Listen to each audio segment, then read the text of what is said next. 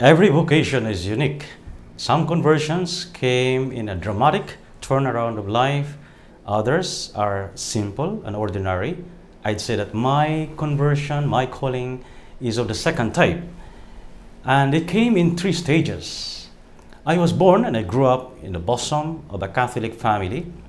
We would go to Mass on Sundays, would say our bedtime prayers, but not much more. We were not specially devout Catholics. I'd say we were Sunday Catholics. And I went to public schools, and hence my religious instructions were the bare minimum.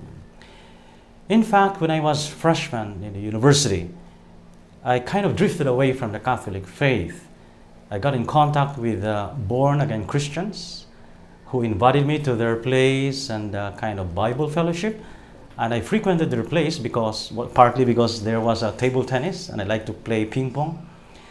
When one day a friend of mine from that community asked me to be baptized in the Baptist church, I kind of stepped back and asked myself, hey, wait a minute.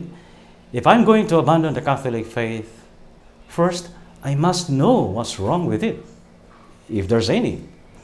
And so I remember very well I went to a Catholic bookshop to look for a material that could clarify my doubts, could answer my questions.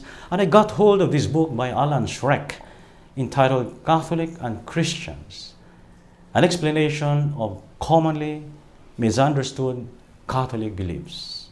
I devoured the book in 2 hours, and it clarified my doubts and answered my questions. I thank God for, He kept me on the right path. That, I'd say, was my first conversion. When I was junior in the University of the Philippines, a friend of mine invited me to a center of Opus Dei. It was a nice place. People were so kind. But, I was a bit wary. I wanted to make sure that I wasn't joining a kind of a sect. And so I asked the director, what does John Paul II have to say about Opus Dei? And he showed me an article that explained how the Holy Father had erected Opus Dei as a personal prelature in 1982. Well, I felt safe.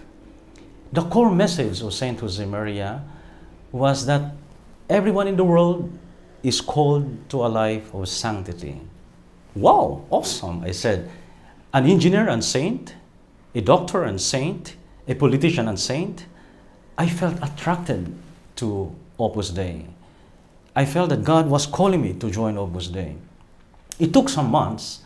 I went home to my city, to my hometown, discerning my vocation. And finally, in early 1989, I think in January, I decided I made that leap of faith and finally joined Opus Dei. That was my second conversion. Now, I was taking up political science in the university because I wanted to become a lawyer. As a matter of fact, I worked in Congress as a staff of a senator after graduation. And after 2 years, I enrolled in law. But then, deep within me, I wasn't quiet or totally content. There was a kind of an inkling that God had something in store for me.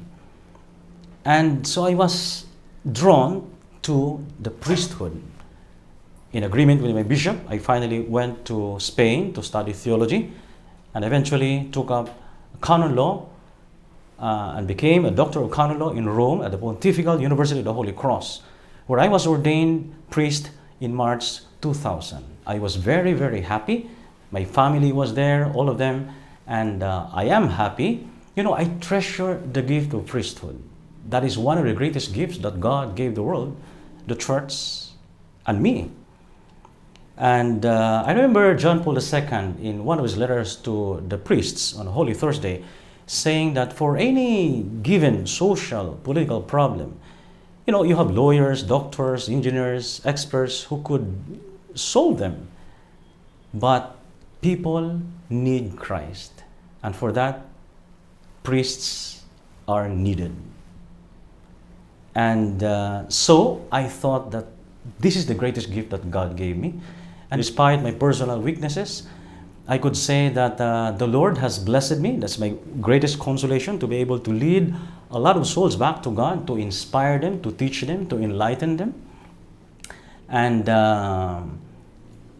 the priest is there to prolong, so to speak, the presence of Christ in the world. So our fundamental mission is to celebrate the Mass, the Eucharist, to hear confessions, to preach the gospel of Christ, and that is giving the Lord to the world.